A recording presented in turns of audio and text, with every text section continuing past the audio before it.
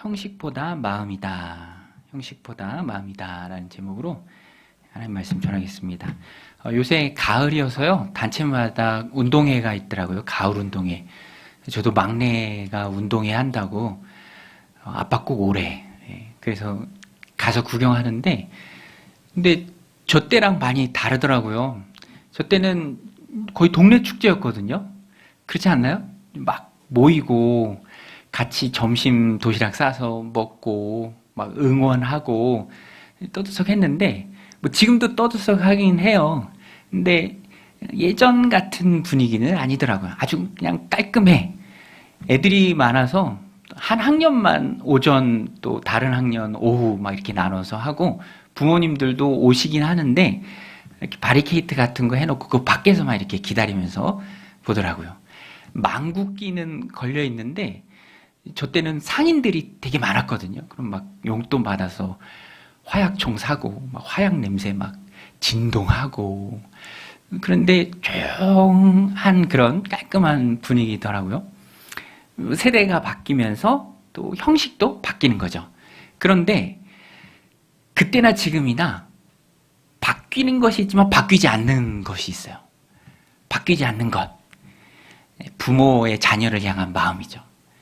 애들이 되게 많은데도 자기 자녀 보겠다고 막 이렇게 안쪽으로 들어오기도 하시고, 50m 달리기 하는데 등수는 안 정하더라고요. 저 때는 막 이렇게 도장도 찍어주고 그랬는데, 지금은 그냥 거의 뭐 찍어내듯이 4명씩 달리기만 하더라고. 그래도 그거 사진 찍겠다고 막 좀 비켜주세요 하고, 누구야 부르고 막 부르면 막 손을 흔들리고 막 좋아하고 막 그러는 것은 변하지 않았습니다. 여러분, 세대가 바뀌고 변하면서 달라지는 것들도 있지만 바뀌지 않는 것들도 분명히 있죠. 신앙생활에서도 마찬가지입니다. 우리는요, 우리의 신앙생활에서 붙들어야 할 것이 바뀌지 않는 거예요. 바뀌는 것은, 형식은 본질적인 것이 아니기 때문에 그때그때 따라서 얼마든지 변할 수 있죠. 그것은 변화도 상관없습니다. 그러나 하나님을 향한 우리의 마음, 우리의 마음은 신앙의 장소이죠. 신앙의 좌소가 우리의 마음입니다. 우리의 마음은 변해서는 안 돼요. 오늘 본문에 보면 하나님을 향해서 변하지 않아야 할 마음은 내버려 둔 채 형식에 갇혀있는, 그래서 예수님께 꾸중을 듣는 사람들이 나옵니다. 내용을 좀 설명드리면요, 식사 자리에 바리새인이 예수님을 초청했어요. 예수님은 바리새인이 초청해도 얼마든지 가서 식사하셨습니다. 그런데 식사하기 전에 바리새인이 예수님을 보니까 손을 씻지 않고 식사를 하는 거예요. 여러분, 쌈 싸 먹을 때 우리 손 씻어야 됩니까? 씻지 않아도 됩니까? 쌈 싸 먹을 때 씻어야 되잖아요. 안 그래도 씻어야 되는데 쌈 싸 먹을 때 더 씻어야 되잖아요. 치킨 먹을 때도 씻어야 하고, 위생적으로 손은 당연히 씻어야 되는데, 여기서는 위생적으로 씻는 그 손 씻음이 아니라 의식적인 것을 말해요. 정결 예식입니다. 깨끗한 손으로 먹어야 위생적이다, 그 개념이 아니라 하나님 앞에 손을 씻어야 부정하지 않다, 의식적으로 깨끗함에 이른다, 그렇기 때문에 손을 씻고 밥을 먹어야 된다라는 그 관점을 가지고 예수님을 바라본 거예요. 그런데 예수님이 책망하세요. 꾸중하십니다. 다른 성경에서도 예수님 뭐라고 말씀하시냐면, 손으로 먹는 것이, 그러니까 입으로 들어가는 것이 너를 더럽게 하는 것이 아니라 속에서 나오는 것이 너를 더럽게 한다. 중요한 것은 겉이 아니라 속이다. 너희는 겉모양에 너무 치우쳐 있어서, 너무 왜곡되어 있어서 지금 내가 정결의식을 행하지 않고 밥 먹는 그 모습의 너한테 부담이 되고 이상하게 여기는데 그것 자체가 잘못된 것이다 하고 예수님이 그 자체를 꾸중하십니다. 우리 오늘 말씀 39절인데요. 같이 한번 읽겠습니다. 시작. 주께서 이르시되 너희 바리새인은 지금 잔과 대접의 겉은 깨끗하나 너희 속에는 탐욕과 악독이 가득하도다. 어리석은 자들아, 밖을 만드시니가 속도 만들지 아니하셨느냐. 주님이 이 말씀을 왜 하셨어요? 이상하게 여기니까, 예수님 정결의식을 향하지 않고 식사하시네 라는 그 이상히 여김에 대해서 왜 너희가 그렇게 바라보고 생각하는지 그 자체의 뿌리가 되는 외적인 신앙에 대해서 주님이 책망하신 거예요. 어리석은 자들아, 밖을 만든 하나님이 너희의 속도 만들지 않으셨느냐? 왜 너희는 속은 아무렇게나 내버려 두고 내팽겨져 놓고 겉만 깨끗이 하려고 애쓰느냐? 주님께서 이것을 책망하십니다. 바리새인들은요, 하나님이 중심을 보신다라는 것을 놓쳤어요. 여러분, 하나님은 중심을 보시는 줄로 믿습니다. 사람 겉을 봐요. 하나님은 중심을 보십니다. 그런데 우리 신앙의 대상은 하나님이에요. 하나님은 그 마음의 중심을 받으시는 분이세요. 마음의 중심은 내버려 두고 겉과 속을 만드신 하나님 앞에 속은 신경 쓰지 않고 겉만 깨끗이 하려고 애쓰는 것 잘못됐죠. 바리새인들이 중심을 모신 하나님을 놓쳤습니다. 그래서 행위로 지나치게 치우쳐서 나가요. 42절에 보면은요, 박하와 운향과 모든 채소의 11조는 들이되 공의와 하나님께 대한 사랑은 저버린도다. 박하와 운향, 이거는 약재로도 쓰고요, 또 향신료로도 쓰는 채소입니다. 아마 우리식으로 말한다면 텃밭에 이런 것들을 좀 키웠던 것 같아요. 그런데 바깥을 잘 보이는 신앙으로 철저하게 무장했던 이 바리새인들은 그런 채소에서 나오는 열매도 구분해서 11조를 드렸어요. 그러니까 비유하자면 베란다에 방울토마토 키우는데 그 10개 나오면 그 중에 하나도 드릴 만큼 보여지는 것에 있어서는 아주 철저한 삶을 살았다는 거예요. 근데 예수님은 책망하십니다. 보이지 않는 공의를 행함, 또 하나님께 대한 사랑, 하나님의 뜻을 붙들고 살아가는 삶, 그것이 훨씬 더 중요한데 너희는 균형을 잃었다. 이것도 행하고 저것도 버리지 말아야 한다라고 주님 말씀하시죠. 또 하나님께서는요, 진실한 마음이 없는 예배를 안 받으세요. 구약성경에 보면 그런 표현이 굉장히 많이 나옵니다. 싫어하신다. 너희가 그냥 마음 없이 내 마당만 밟는다. 가증스럽다. 하나님 심하게 말씀하실 때는 토해내고 싶다. 이렇게까지 말씀하십니다. 겉만 번지르르한 모습의 중심은 하나도 없는 껍데기 같은 예배, 나는 받기를 원치 않는다. 하나님 말씀하세요. 시편 51편에도 주님이 진정으로 받으시는 예배는 통회하는 마음이다 라고 말씀합니다. 우리 시편 51편 17절 같이 읽겠습니다. 시작. 하나님께서 구하시는 제사는 상한 심령이라. 하나님이여 상하고 통회하는 마음을 주께서 멸시하시지 않으시리이다. 다윗의 기도입니다. 껍데기 같은 마음 없는 예배 하나님 받길 원하지 않으세요. 초라하고 보잘것 없더라도 그 마음의 중심에 통회하는 마음으로, 상한 심령으로 주님 앞에 나오는 그 마음을 하나님이 기쁘게 받으십니다. 바리새인들은요, 겉은 깨끗이 하려고 했지만 속을 놓쳤죠. 그러다 보니까 사람들의 인정을 받는 것이 그들의 목적이 되어버렸어요. 겉만 중요하게 여기는 그 신앙의 끝이 무엇입니까? 43절에 나옵니다. 회당에서 높은 자리에 앉는 것, 또 사람이 많은 시장에서 인사받는 것을 좋아했어요. 그렇게 추구했습니다. 그렇게 되려고 애썼어요. 회당에서도 이렇게 앉아 있는데 아마 좀 상석이 있었던 것 같아요. 아, 내가 저 자리에 앉아야지. 저 자리에 앉는 게 좋지. 그 자리에 앉으려고 애쓰고, 그 자리에 앉는 것을 기뻐하고, 그 자리에 앉기 위해서 노력하고, 또 시장에서, 많은 사람들이 다니는 시장에서 내 신분을 알아보고 누군가 달려와서, 쫓아와서 인사하는 그것이 사람들에게 보이는 것을 기뻐했습니다. 그런 것들을 추구하면서 살았어요. 그러니까 병든 신앙이죠. 예수님께 꾸중을 안 들을래야 안 들을 수가 없습니다. 대적과 잔의 겉은 멀쩡하지만 속은 썩은 거예요. 주님 말씀하시죠? 악한 것들이 가득하다. 여러분, 하나님은 마음의 중심을 보십니다. 잠언에 너무 잘 아는 말씀인데요. 우리 같이 한번 읽겠습니다. 시작. 모든 지킬 만한 것 중에 더욱 내 마음을 지키라. 생명의 근원이 이에서 남이니라. 여러분, 우리가 마음을 지켜야 할 줄로 믿습니다. 하나님이 마음을 보시고 마음을 받으시기 때문에 그래요. 신앙의 대상은 하나님이시잖아요. 내 만족이 아닙니다. 내 기쁨이 아니에요. 사람들의 평가와 인정이 아닙니다. 그것만 추구하고 나가면 속이 병들어요. 내 안에 탐욕과 악독이 스멀스멀 자랍니다. 사람은 몰라요.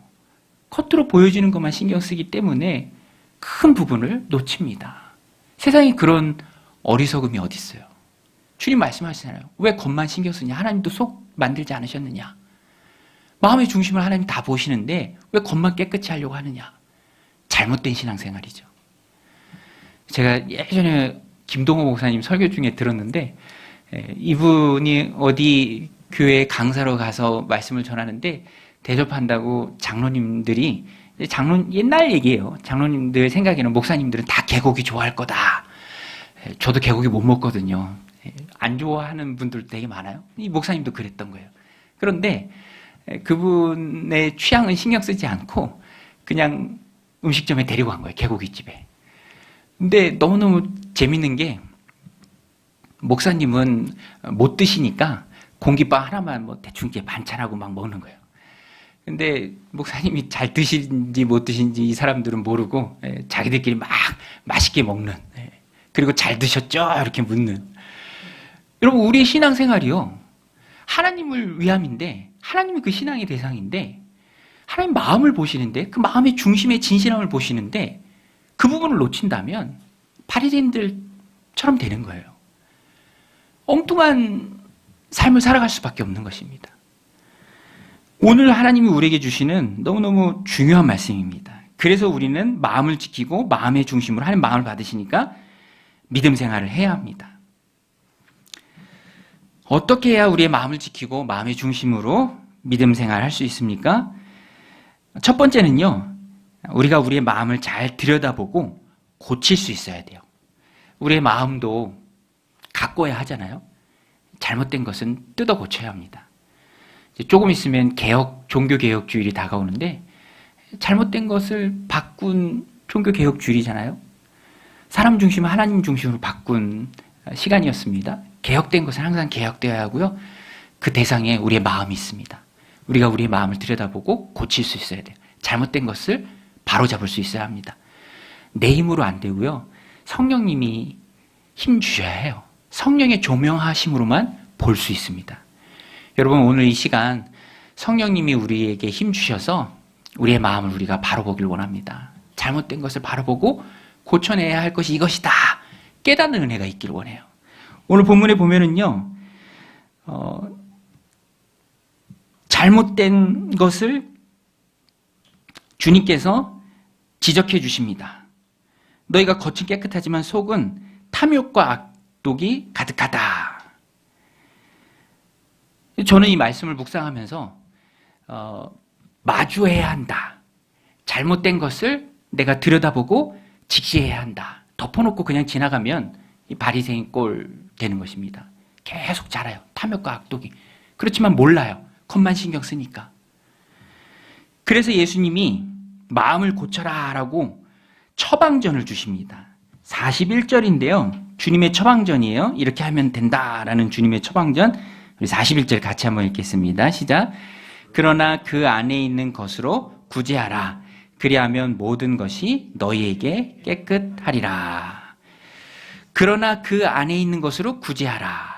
구제하라는 말씀은 잘 알겠는데 그 안에 있는 것, 목적어가 그 안에 있는 것인데 그 안에 있는 것이 무엇입니까? 문맥상 그 안에 있는 것은요, 예수님을 이상하게 여긴, 왜곡된 신앙으로 예수님을 이상하게 여긴 그 바리새인들의 마음 속에 있는 것을 말해요. 그게 악독과 탐욕이죠. 악독과 탐욕으로 쌓아둔, 구제할 때 재물로 구제하잖아요. 그들의 재물을 말합니다. 그걸로 구제해라. 끊어내라. 바른 용도로 사용해라. 그리하면 너희가 깨끗해질 것이다. 마음이 고쳐질 것이다. 삐뚤어지고 왜곡된 것이 바로 될 것이다 라고 주님께서 말씀해 주십니다. 여러분, 이 표현이 참 중요한데요. 우상을 끊어내라 라는 주님의 말씀입니다. 우상을 끊어내라. 바리새인들 안에는요, 탐욕의 결과물로 쌓은 재물, 그것이 곧 그들에게 우상이었습니다. 이런 예가 복음서에 참 많이 나와요. 과부의 가산을 너희가 삼켰다. 부모 공경해야 하는데 고르반 하나님께 드렸다라는 핑계대고 그것들을 누리면서 나누지 않았다. 엉터리 같은 마음을 너희들가 가지고 있다라고 주님께서 책망하시는 부분이 많이 나옵니다. 그래서 잘못된 마음에 대한 주님의 바른 처방은 잘못된 우상을 끊어내는 결단, 그리고 그것을 실행하는 것, 그 통해서 너희가 깨끗해질 수 있다라는 것입니다. 우상을 끊어내는 과정이죠. 여러분, 금융치료라는 우스갯소리로 사람들이 하는 말 들어보셨죠? 금융치료. 금융치료가 뭡니까? 금융치료가 뭐죠? 벌금 내는 것 같고 치료가 되는 거예요. 저도 주차 아무 데나 안 해요. 전에 과태료 낸 적이 있거든. 35,000원, 막 45,000원. 제 아내도 과속 안 합니다. 전에 과태료 낸 적이 있거든요. 그죠? 세상에서 제일 아까운 돈이 그 돈이에요. 안 내도 되는데 되는 돈. 세상에 그렇게 아까운 돈이 어디 있어요? 한 번 내고 나면 어지간하면 다 치료됩니다. 그거 하면 치러야 할 대가가 분명하거든. 예수님의 처방전이 그거예요. 돈이 너희의 우상이 되고 재물이 너희의 우상이 되면 하나님 없는 잘못된 방향으로 나아간다. 그 끝은 멸망이다. 너희가 탐욕과 악독으로 쌓은 그 재물 그거 가지고 구제해라.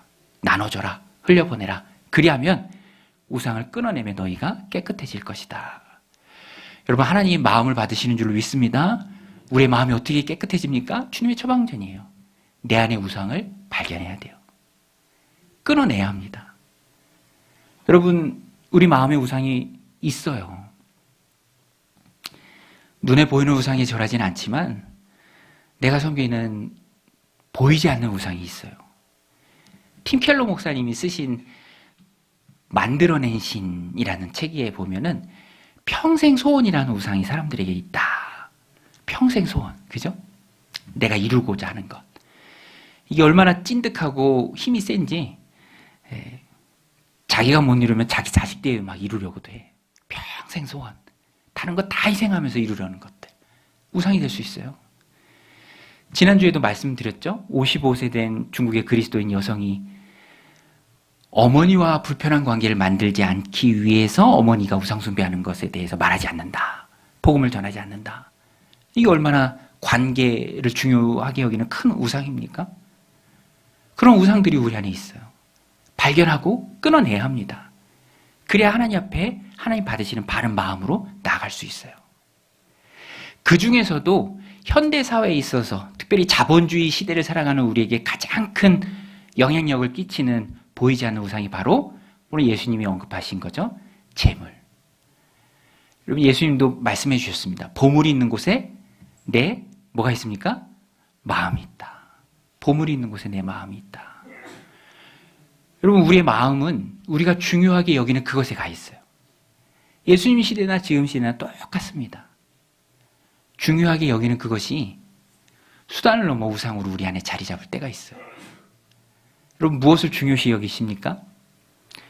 제가 어떤 책에 보니까 그 예전에 산악 드라마 있었는데 지금은 CG로 다 하지만 그때는 옛날이라 연기자들이 다 연기했대요. 근데 여배우가 북한산 인수봉인가요? 그 70m 아래로 떨어져서 다리도 부러지고 얼굴에서 피가 나는데 그 책에 쓴 핵심이 그거예요. 여배우가 그렇게 정신없는 상황 속에서도 거울 갖다 달라고 그래요. 거울. 거울 갖다 줘. 여배우에게 있어서는 얼굴이 중요하잖아요. 재산이라고, 생명이라고 생각되지 않습니까? 그러니까 그런 위급한 상황 속에서도 그걸 찾는 거예요. 여러분, 이런 거울과 같은 것이, 여배우에게 있어서 거울과 같은 것이 우리들에게도 있습니다. 덮어둘 수 없어요. 마주해야 합니다. 그러라고 오늘 이 말씀을 우리 공동체 하나님이 허락해 주셨습니다. 저는 요새 주식에 올라가는 게 왜 이렇게 뉴스에 귀가 이렇게 가는지 모르겠어요. 주식도 안 하면서, 그죠? 웃지도 않으시네. 금값이 올라가는데 제가 왜 이렇게 신경 쓰는지 모르겠어요. 금도 없으면서, 그죠? 근데 사람들이 그래요. 마음이 거기에 가 있어요. 예수님 말씀이 맞아요. 집값에 신경 쓰고, 뭐에 신경 쓰고, 다 우리의 마음이 거기에 가 있습니다. 보물이 있는 곳에 내 마음이 있다. 자본주의 사회에서 모르고 지낼 수는 없죠. 저도 막 공부한다니까 요새. CMA 계좌가 뭔지 요새 공부하고 있어요. 캐시 매니지먼트 어카운트. 진짜 안 웃으시네 오늘. 뭐 안 좋은 일 있으셨나요? 제가 드리는 말씀 핵심은 자본주의 사회에서는요. 당연히 경제도 공부해야 돼요. 모르면 안 됩니다. 우리는 세상의 머리 꼭대기에 있어야 돼요. 그렇죠? 그렇지만 분명한 것은 그것이 우리 안에 우상으로 자리 잡으면 안 됩니다. 돈은 어디까지나 수단이에요. 우리의 진정한 목적은 하늘나라, 하나님입니다. 그래서 필요한 것이 청지기 정신이에요. 오늘 예수님이 바리새인에게 왜곡된 신앙을 꼬집으면서 주신 명령이 무엇입니까? 너희 안에 있는 것으로 구제하라. 이렇게 해라라고 진정한 주인인 예수님께서 주신 명령이에요.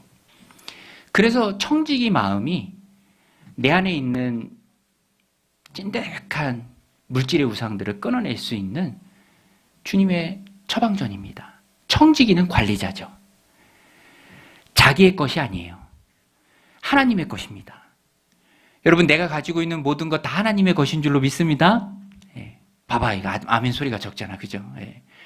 여러분, 내가 가지고 있는 모든 것 실제 주인은 하나님이신 줄로 믿습니다. 제 얘기가 아니라니까요. 하나님 말씀이에요. 우리는 청지기입니다. 관리자예요. 진짜 주인은 하나님이세요. 내 시간도, 내 생명도, 내 건강도, 자녀도 다 하나님 거예요. 내 재물도. 제 존경하는 목사님이 휴스턴교회 이수관 목사님인데 그 교회 지금 담임 목사님인데 목자이던 평신도이던 LG 주재원으로 근무할 때 이제 집을 사게 됐대요. 집을.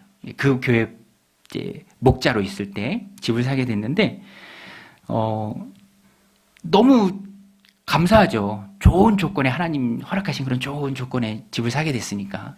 그래서 아내랑 들어가서 너무 감격스러워서 여보 우리 기도합시다 하고 그 집에 열쇠 받고 처음 들어가서 앉아서 부부가 손잡고 기도했대. 목사님이 뭐라고 기도했냐면 하나님 이 집은 내 집이 아니라 하나님의 집입니다. 하나님의 것입니다. 그러니 내가 참 아끼겠습니다. 그런데 하나님 이 집은 하나님의 집이니 내 집이 아니니 내가 또 아끼지 않겠습니다. 이렇게 기도를 했대요. 근데 목사님이 재밌게 얘기하더라고. 기도가 너무 멋지더래. 자기 생각에. 야, 이렇게 멋진 기도를 내가 했다니. 하나님 것이기에 아끼고 또 하나님 것이기에 내 것이 아니니까 아끼지 않고. 청지기가 딱 그와 같아요. 내 것이 아니니까 아껴야 하고요. 또 내 것이 아니니까 아끼지 않는 거예요. 그래서 이 목사님이 이제 아이들이 집을 함부로 대할 때는 막 문 쾅쾅 닫고 소파에서 막 뛰어오를 때는 혼내켰대. 그러지 마라. 아껴야 한다. 하나님 주신 것이다. 하나님 것이다. 또 목원들이 와서 막 죽치고 있고 뭐 함부로 하고 그럴 때도 아끼지 않았다. 막 커피 벽에 쏟고 그래도 참았다. 여러분, 끊어낼 수 있는 것은 주인이 계시다는 청지기 의식이고요. 그 가운데 하나님이 주시는 힘으로 하나님이 원하시는 대로 사용하면서 하나님의 것을 하나님께 돌려드릴 수 있습니다. 또 한 가지는 우리가 우리의 마음이 하나님 앞에서 바르기 위해서 해야 될 또 한 가지는 마음의 중심으로 살기 위해서 품어주는 사람이 되어야 합니다. 문을 여는 사람인데요. 오늘 본문에 보면은 문을 닫는 사람들이 있습니다. 율법 교사들인데 예수님께서 바리새인들을 막 꾸중하니까 옆에 있던 율법 교사들이 예수님 그렇게 말씀하시면 우리까지 꾸중하는 게 아닙니까? 우리까지 모욕을 주는 게 아닙니까? 할 때 예수님 그 사람들도 꾸중합니다. 율법 교사들. 율법 교사는요, 율법을 맡은 자들이에요. 서기관이라고 하죠. 모세의 율법을 실생활에 잘 적용할 수 있도록 세부 조항을 만들었어요. 그런데 이걸 너무나 어렵게, 너무나 많이 만들어서 사람들이 지킬 수 없도록 만들었습니다. 예수님이 그것을 아주 신랄하게 비판하세요. 너희는 사람이 질 수 없는 그 부담의 짐을 사람들에게 지웠다. 너희는 손가락 하나도 되지 않는다. 너희 스스로도 하나님 나라에 들어가지 않으면서 들어가려고 하는 사람들의 문도 너희가 막는다. 우리 46절 우리 같이 한번 읽겠습니다. 시작. 이르시되 화 있을진저 또 너희 율법 교사여 지기 어려운 짐을 사람에게 지우고 너희는 한 손가락도 이 짐에 대지 않는도다. 52절도 읽겠습니다. 시작. 화 있을진저 너희 율법 교사여 너희가 지식의 열쇠를 가져가서 너희도 들어가지 않고 또 들어가고자 하는 자도 막았느니라 하시니라. 여러분 얼마나 나쁩니까? 지식의 열쇠를 가진 율법 교사인데 그 율법을 해석해서 사람들이 잘 지킬 수 있도록 도와야 하고 문을 활짝 열어주어야 할 자들인데 나는 지키지만 너는 못 지킨다. 너는 안 돼. 비판하고 정죄하기 위해서 어렵게 만든 거예요. 자기들도 지지 못할 짐을 사람들에게 다 지워버린 거예요. 손가락 하나도 되지 않습니다. 자기들도 못 들어가는데 들어가려고 하는 사람들의 문도 막아요. 여러분, 저는 이 말씀을 적용하면서 우리도 복음의 지식의 열쇠를 가진 사람들이에요. 먼저 믿은 사람들로서. 그쵸, 여러분? 먼저 믿은 사람들로서 우리도 복음의 열쇠를 가진 사람들입니다. 우리는 열어주는 사람이 되어야 돼요. 짐을 지우는 사람이 아니라 짐을 져주는 사람이 되어야 되고 함께 져주는 사람이 되어야 되고 또 옆에서 돕는 사람이 되어야 합니다. 믿으려는 사람이 있을 때 잘 권면하고 도와주면서 하나님 나라의 문으로 활짝 열린 그 문으로 잘 들어갈 수 있도록 도와줘야 될 사람들이죠. 그 마음을 하나님이 기쁘게 받으십니다.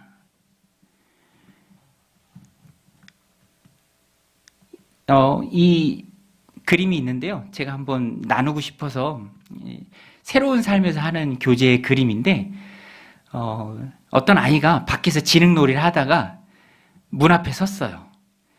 들어오려고 해. 그때 뭐라고 말하는 게 정답일까? 들어오려고 할 때. 그죠?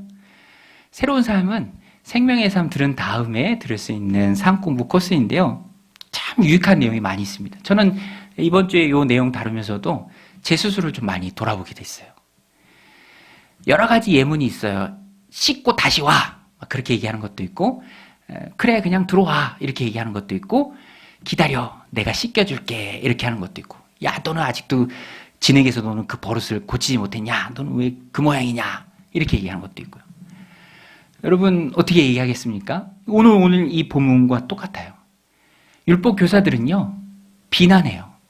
책망합니다. 자기 스스로도 지지 못하는 짐을 쳐준 거예요. 자기도 들어가지 못하고 들어가려는 사람들도 다 막습니다. 오늘 우리는 절대로 그래서는 안 되겠죠. 천국의 지식의 열쇠를 맡은 사람들이에요. 문을 활짝 열어주어야 합니다. 우리는 청직입니다. 시간, 재능, 물질, 열정, 건강 다 하나님이 주신 것들이고요. 그것을 통해서 영혼들이 하나님께로 나아가는 길을 활짝 열어주어야 합니다. 천국의 문을 활짝 열어주어야 돼요. 그 첫 번째가 바로 기도입니다. 기도. 영혼들을 품고 나의 기도가 필요한 이들을 위해서 하나님 앞에 기도하는 것. 지난주 새벽 말씀에 이스라엘과 유다가요 다시 하나로 모여서 하나님 앞에서 유월절을 지키는데 이스라엘 사람들은 나라가 망했어요. 형편이 말이 아니죠. 그래도 히스기야 왕이 초청장 보냈을 때 그 초청장에 응해서 유월절 지키려고 유다로 옵니다. 예루살렘으로 와요. 그런데 유월절 지킬 만한 형편이 아니에요. 정결하게 예식을 지킬 만한 형편이 아닙니다. 정결 예식도 행하지 않았어요. 그런데 히스기야가 그들을 위해서 기도해 줍니다. 히스기야의 기도가 역대하 30장 19절 20절에 나오는데요. 우리 같이 한번 읽겠습니다. 시작. 결심하고 하나님 곧 그의 조상들의 하나님 여호와를 구하는 사람은 누구든지 비록 성소의 결례대로 스스로 깨끗하게 못하였을지라도 사하옵소서 하였더니, 그 다음에 이제 하나님이 응답하세요. 우리 20절 읽겠습니다. 여호와께서 히스기야의 기도를 들으시고 백성을 고치셨더라. 여러분, 하나님이 우리의 기도를 들으시는 줄로 믿습니다. 하나님은 의인의 기도를 들으신다. 의인의 기도는 간구하는 힘이 크다. 야고보서에도 말씀하시죠. 병 낫기를 위해서 함께 가서 기도해 주어라. 여러분, 하나님 우리에게 기도라는 어마어마한 무기를 주셨어요. 그리고 하나님 그것을 사용하기를 원하십니다. 히스기야가 기도했을 때 이스라엘에서 온 정결하게 자기를 씻지 못한, 정결 예식을 행하지 못한, 그래서 유월절을 드리기에 합당하지 못한 그 사람들이 하나님의 용서를 받고 유월절 예배로 하나님 앞에 나가고 하나님이 그 예배를 받으십니다. 그리고 그들을 고쳐주세요. 하나님의 고침에 히스기야의 기도가 있었어요. 여러분, 한 영혼이 고침받고 깨끗하게 되는 그 일에 우리의 기도가 있는 줄로 믿습니다. 우리는 먼저 믿은 자들이에요. 천국의 비밀을 깨달은 자들입니다. 그 진리를 가지고 살아가는 자들이에요. 천국의 지식이 있어요. 그걸 가지고 문을 열어주는 삶, 하나님 받으시는 삶이에요. 저희 아이가 초등학교 때 선생님들이 참 지혜로운 것 같아.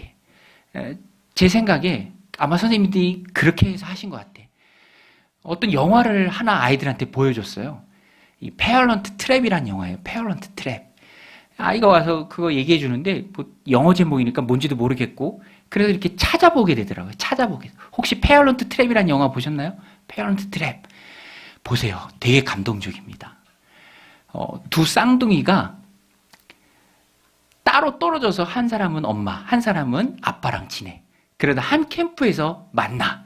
그러면서 그 가정이 회복되는 영화예요. 되게 감동적이에요. 저는 그냥 제 스스로 축축하기에 그 선생님이 지혜로운 선생님이어서 아이들한테 그거 보여주고 또 부모님한테 묻게 하고, 그래서 부모님들도 그거 보면서 가정의 그런 화목함으로 나아가도록 이 선생님이 그렇게 하신 것 같아요. 되게 지혜롭더라고요. 여러분, 우리 그리스도인들도 하나님이 주신 지혜, 또 하나님 주신 천국의 지식, 이런 것들로 한 영혼이 주님 앞에 나오도록, 내가 어떻게 세심하게 도와줄 수 있을까? 어떻게 전화 연락하고 어떻게 그의 마음 가운데 부담을 덜어주고 목장과 공동체에 잘 정착할 수 있도록, 또 예수영전 모임과 생명의 삶을 들을 수 있도록 해줄 수 있을까? 눈을 열어서 하나님 주시는 지혜를 통해서 그 길을 활짝 열도록 애써야 합니다. 여러분, 하나님은 우리의 마음을 받으세요. 형식적인 신앙의 모습이 아니라 우리 마음의 중심을 받으시는 분입니다. 오늘 말씀을 정리합니다. 오늘 우리는 복음의 열쇠를 맡은 자들입니다. 문을 여는 사람들이 되어야 합니다. 짐을 대신 져주고 또 함께 해주는 사람들이 되어야죠. 중심을 보시는 하나님 앞에 내 안의 우상을 직시하고 청지기의 마음으로 끊어내야 합니다. 먼저 믿은 사명자로 부름받은 사람으로서 복음의 문을 열고 고침받는 그 길로 사람들이 나올 수 있도록 인도해야 될 책임이 저 여러분들에게 있습니다. 이것 붙들고 나가는 그 마음을 하나님이 기쁘게 받으십니다.